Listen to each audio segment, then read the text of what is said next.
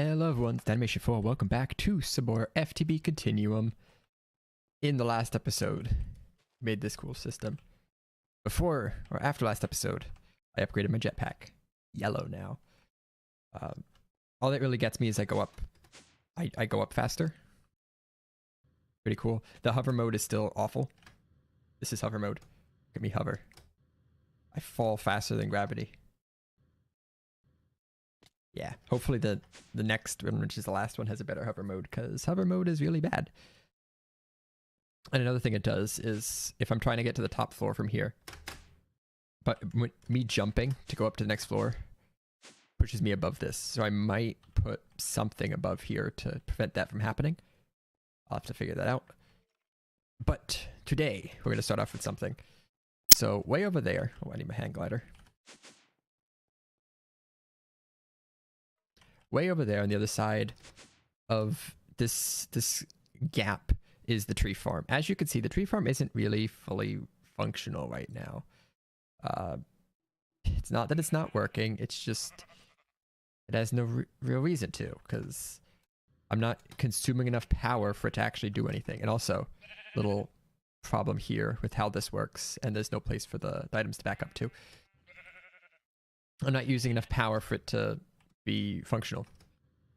What happens is sometimes things just kind of misalign. Like right now there's no saplings. Why is there no saplings? I actually don't know. I think it's because I don't know why there's no saplings, but the only way for me to figure out would have been to come over here until now. So today I need blocks. That's today. I need some actual blocks. We're gonna set up a system that will allow me to remote monitor and access the tree farm. So the concept's really simple. When I made these power lines here, I also added 2 redstone lines, these red ones underneath. And the reason for that is for signals. 2 redstone line gives me 2 signals, 1 signal going down and 1 coming back. And I explained all this when I first set this up, but essentially, I'm going to send a signal to the system whenever something's not right, whenever we're out of materials, essentially. So, are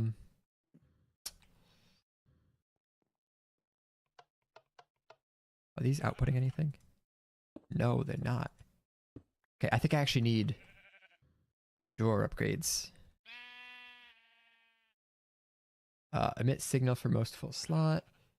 Emit signal for total storage. I need one of these. Okay. But I'll get a redstone signal for this, and I'll emit a redstone signal essentially whenever there is no items left. Everything's been used up. The redstone line comes in right here. And at some point I'm going to be replacing the roof of this. I'm not going to put it on the roof. So I'll put it on just the sidewall for right now. I'll have this line here. It goes to like over here. And I need the wire. There. There. Oh, it's obstructed. Move it down 1. Should be fine. Yeah. Does that reach? Does. Cool. And then I think all I have to do to send a signal is power one of these. So we're going to test that out with a simple little realization that I have nothing to actually give this thing power. Subtract. I don't know. I have no power providers here. I have a stick. Or maybe if I mine a piece of stone, that'll do it.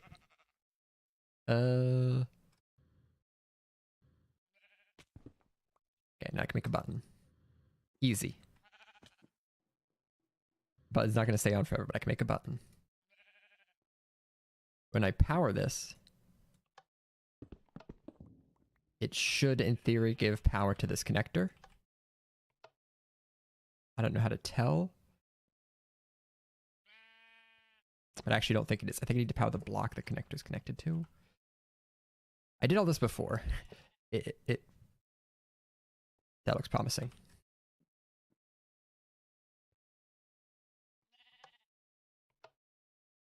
This might work. I'll have to see. But essentially that goes there. The other signal I also need. I need in a different place. I don't know how to get it there. I guess like here and then up. Move it over here somewhere. Connect here to here. There, like here. And it's just going to run to this control block. And I think this is how it works. These wires. And all that does is, from the other side, if I pull a lever or power a line, I can turn it off. That's the intention there. If it's like, well, I'm not using any power, I'm going to AFK for this other thing, I don't need power for anything, I can just flip a switch and it'll go off. Actually, I think I knew I need some of these, the redstone probe connectors. I don't have any, but I need to make some. I think these are how you retrieve the signal. So I'll have to do this. Do I have any? Not have any of those. Do I have any circuits? No. Okay, so I have to do a bit of crafting here to make these probe connectors. They'll receive the signal, and I'll do some setup on this side to make it function.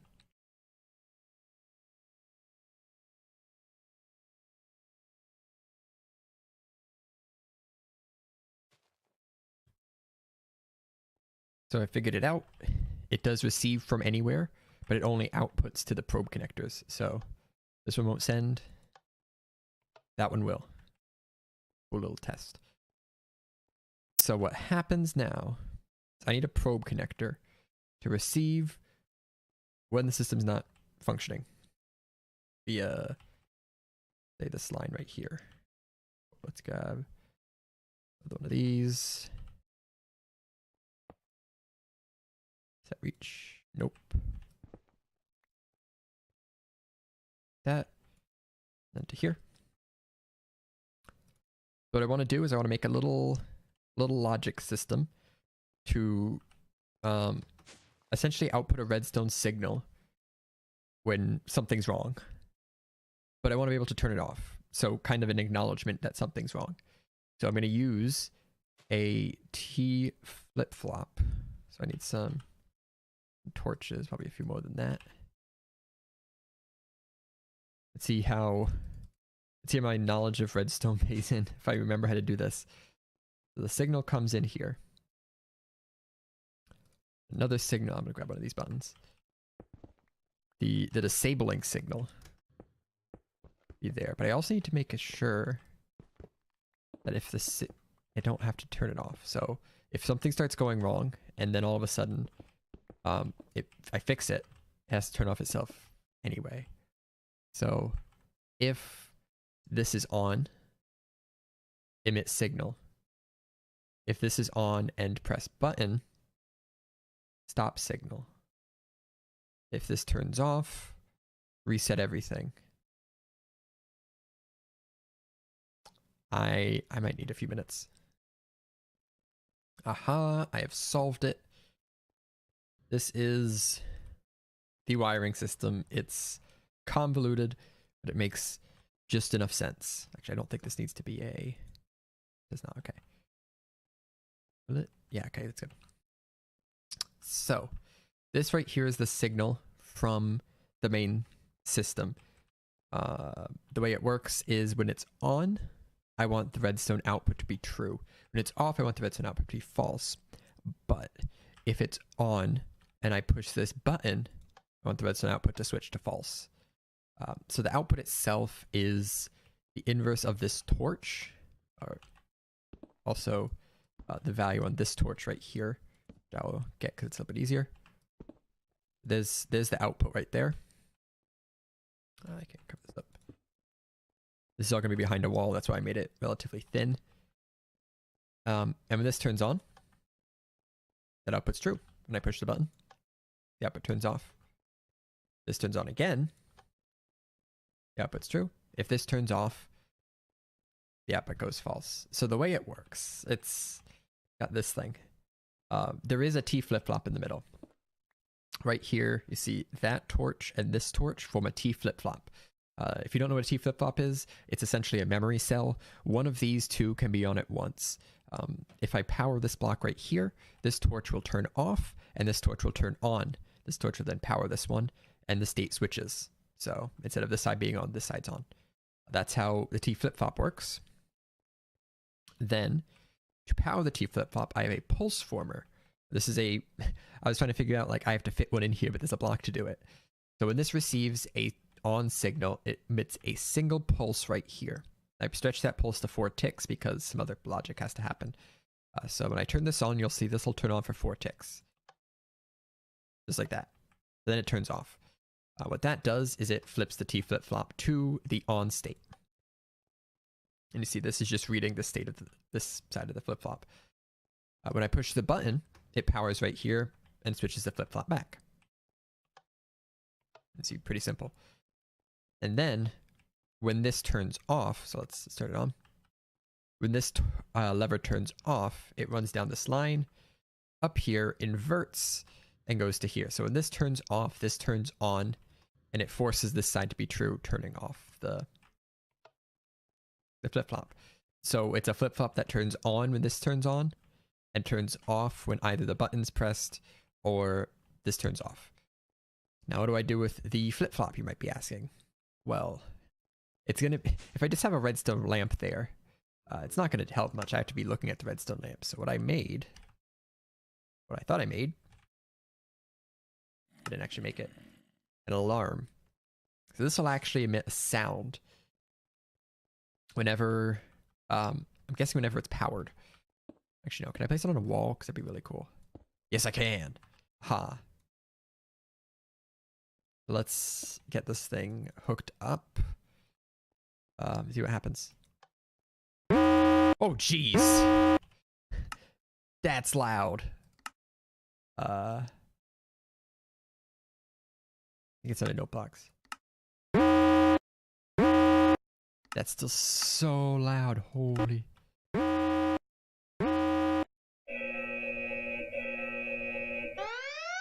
Whew. Warning.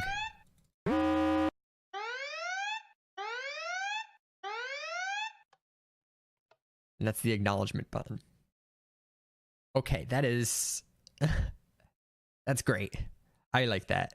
It's supposed to be loud and obnoxious. I'd like it to be a little bit more ignorable, but, you know.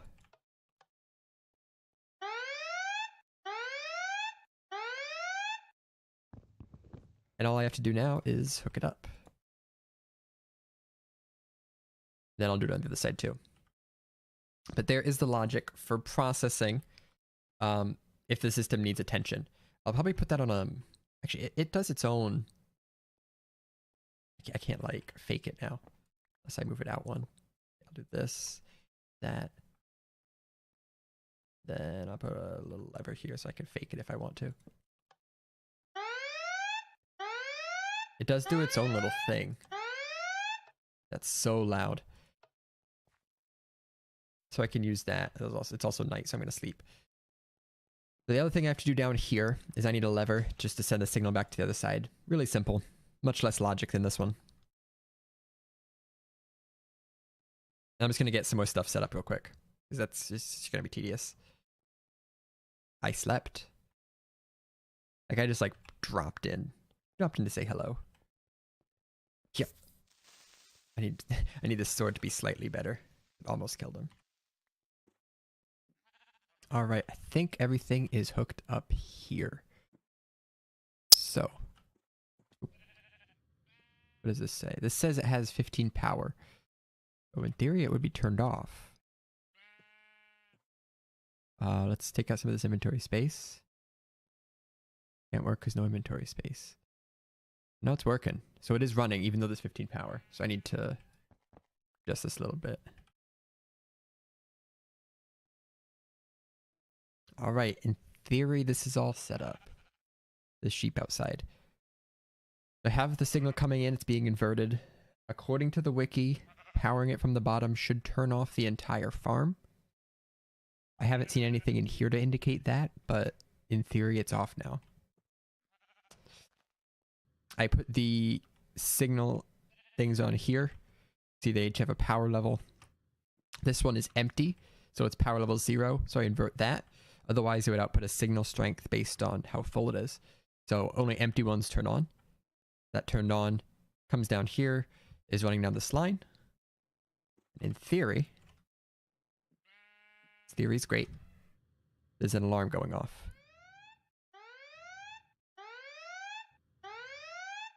Yeah, that. Oh, geez, turn off. Yeah, here. Because this is an on signal. Cool. The other thing I added was this lever. This lever just straight up goes to this line. I think the lever's on right now. Yeah, that is powered. It makes a cool little sound when you turn it though.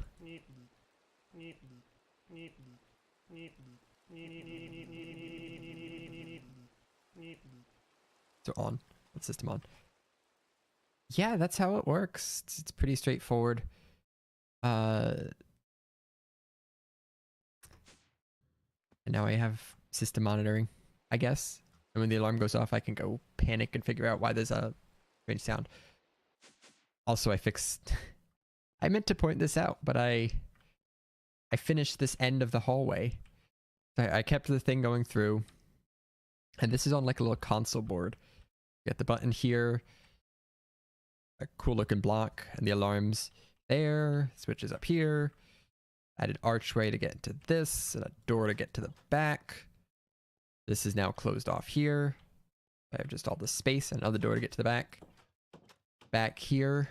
I think it's closed off from mobs getting in. Mobs are probably going to get in anyway. But it should be relatively blocked off. Should treat these things, the connectors, as solid blocks potentially. And they won't try to get through them. Who knows? And I made them glass because why not? I couldn't think of a cooler block to put there. That's that. Done. Well, turns out there's a little flaw in the system. So there was a good reason that it was actually running out of saplings. The problem was the log stack would fill up. It would stop chopping trees, and the trees would... It would fill up on logs. It would slowly take away from the logs, but as it took away from logs, it would break more, but it wouldn't break the leaves. The leaves would just stay there. I think that's what happened, and then more logs would go over the leaves, and it would just never end up breaking leaves. To mitigate that, I've expanded the storage capacity of these drawers to 256 stacks, as opposed to, what was it before? 64, no, not even, 32 stacks. It's a lot now. I added one of these gold upgrades to this one too, but I also added a void upgrade to this one. And this is just so that it's always running. I know it's kind of a silly thing to do because it's going to be using up dirt and fertilizer constantly. I think it's doing that anyway. I think regardless of whether or not trees are growing on this stuff, it will just break. I think it does it more if you're not harvesting the tree. Like if it harvests it and replants a sapling, that's good. But I think if just a log chills above it for too long, I think that's when it turns to sand. Potentially by doing this, and I could be wrong. There's nothing on the wiki about this. Potentially by doing this, I am saving. I'm saving hummus and dirt. Maybe. I don't know. I also made a scythe because free XP. Look at these levels.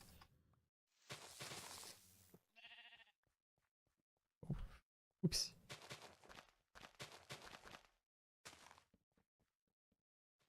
Yeah, so with this, it's up and running now. And another thing I had to add is a 4-tick repeater here, because what would happen is saplings would come in, it'd hit this, and then get pulled out instantly, but they were in this long enough for the torch to turn off, and the alarm would reset. So I have this 4-tick repeater, so you have to be in here for 4 ticks in order for it to count as being full again. And it looks like it is starting to back up. I might have Might be good now. Yeah, look at this. It's much better. And I actually really don't need this scythe because leaves break instantly once you update them. But, you know, free XP. And doing that. It's fine. It'll oh, hi. It'll work. The alarm's probably on right now. Oh no, it's quiet. I'm so used to coming back to it being loud. Okay. On to the next thing, because I do have more I want to do today. The next thing on my list is something I've needed for a while. And we're going to take a look at how it's done right here. Right now, it's Metallamix Vacui, the Void Ore Miner. The Void Ore Miner is a multi-block machine that generates ores at the cost of RF. There are 6 tiers in total, each giving you more resources faster and costing more RF per tick. You can further influence what ores you get by replacing the clear lens or laser lens with a colored one. The first tier is 7x7x4. The controller taking the top middle slot. Once it's placed, use an assembler on it, and it'll start to place the other components as they go. Oh, that's handy. Once the Void Ore Miner is constructed, provide RF to the controller block, and it will start to generate ore and place them in any inventories touching it. For the Void Ore Miner to function, you have to have a clear sight to bedrock from the laser lens downward. Okay, so this takes a Void Ore Miner controller, which is the brains of the operation, and then a bunch of this other stuff. It'll take a colored lens too. So this is a auto miner, essentially, and we're gonna make one. I have power generation. Power generation is now carefully being monitored and can produce far more than I'm actually using right now. We're gonna make a Void Ore Miner controller tier 1.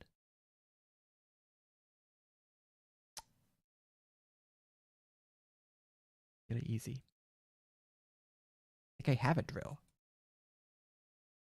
Yeah, I have a drill. I don't use it.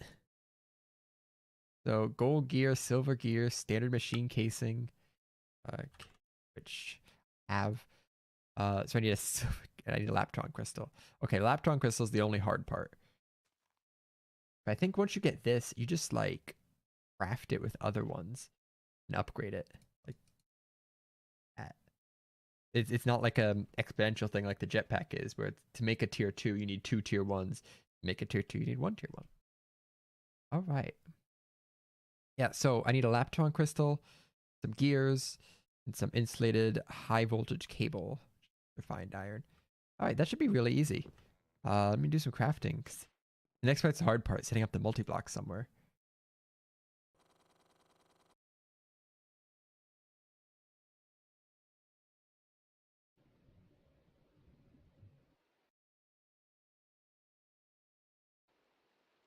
This is the one.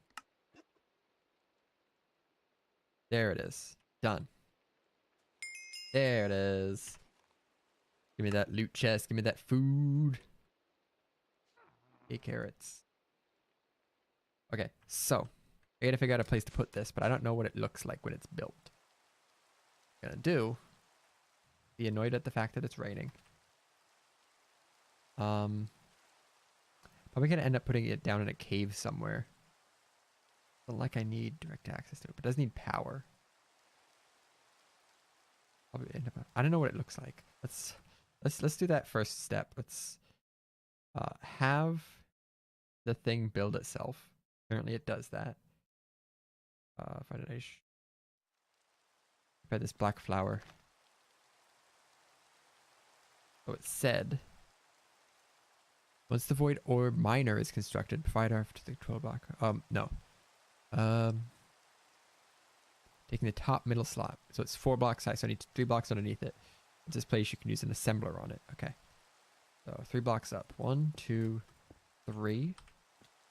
Here's the controller. Provides light. That's nice. Now I just... Oh! That's really cool.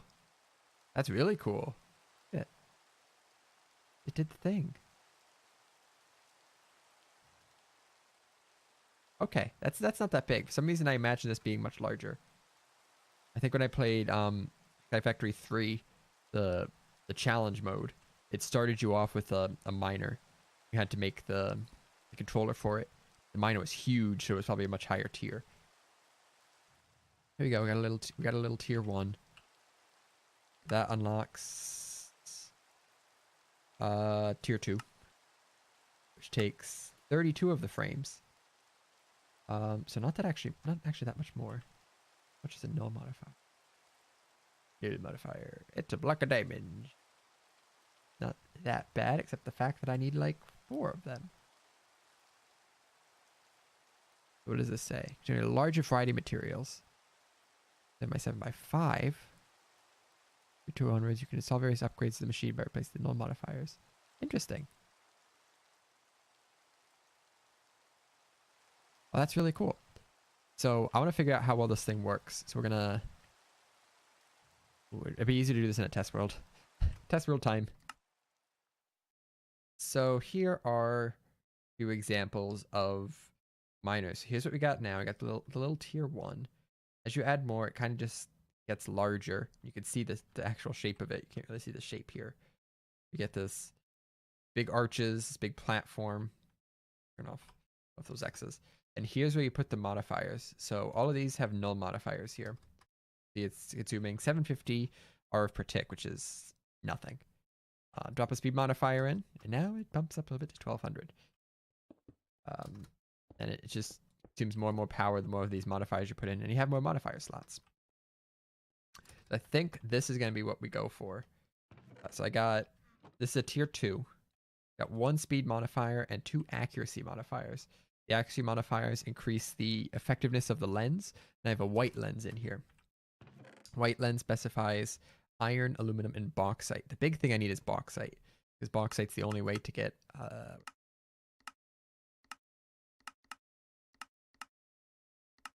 titanium. The only way to get titanium is through bauxite, and I need a lot of it, and it's really a pain to mine. So this system would be nice. And I also get iron too. So that'll be what I'm going for. I think for right now, I will probably set this up anyway because it's only 660 RF per tick. Nothing. And I'll have like a dedicated floor where I put this because it's really small. But it'll have to get bigger. So there's the plan. Let's execute. This looks like a good spot. So I dug big deep hole down to bedrock.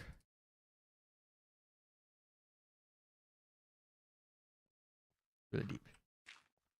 This is 3 tall. Roller goes there. I'm at the assembler. Bloop, bloop, bloop, bloop. Oh. I got the size wrong. Okay, don't drop this. Yeah. Okay. Make sure I don't drop this either. Oh, I already got that. Yeah, don't want any pieces falling down the hole. It is 4 blocks tall. I miscounted. Gotta go on the roof. Right there.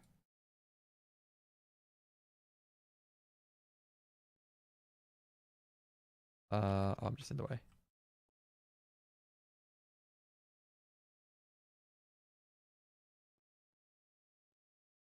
Neat. So I'm not sure if it could take power from any side. I'll do some testing to see that. But it did say that it can output to any side. Awesome. Let's just see if it connects. I like that. It does not connect there. Must only connect to that. That's fine. As long as I know. And the chest can go anywhere. I'll probably do an ender chest just to simplify things. Because I think ender chests are not that bad. Just Aether pearls. And from there, it will just come up and it'll be dumped in the system. Because we have the ability to do that. I need some more... I need some more flux ducts. I kind of ran out. Make a bunch of those. All right. Got some flux ducts. Hopefully it's enough. Gotta run it all the way up here. And it has power. In theory. Oh, power's being drained. Really? Is this not... Okay, how much is an FE per tick? I feel like I've been bamboozled. How much is an FE per tick? I feel like it's not an RF per tick. They're not the same ratio. Okay, false alarm. This thing has an internal buffer for power. And when I plugged it in, it sucked up to fill its buffer. But now that it's running, there's no power concern. It is consuming 660 RF per tick. And this isn't filling. I think it needs to be next to the block itself. We're gonna put it right here. Hey, get in stuff. Is these two ores worth 660 RF per tick? Probably not. But it's something. So those are down there. I'll drop an ender chest just up here for right now. Just to monitor and see how it's doing. But I definitely want to upgrade it to a tier 2. That way, bauxite. Bauxite's a big one. So, I think that's going to do it for today. I feel like we didn't really get much done, but we kind of did. We did a quest. It's been a while since I did a quest. And just some general maintenance of stuff. Oh, look at that. I haven't seen the empty tree farm in forever. So next episode, I might look at upgrading this to a tier 2. Get a little bit more resources out of it. And I don't know, what else can we do? There was something else I wanted to do, but I forget what it was. I think it was just that. I don't know. If you have any suggestions, let me know. Otherwise, thank you for watching as always. I'll see you in the next one. Bye-bye.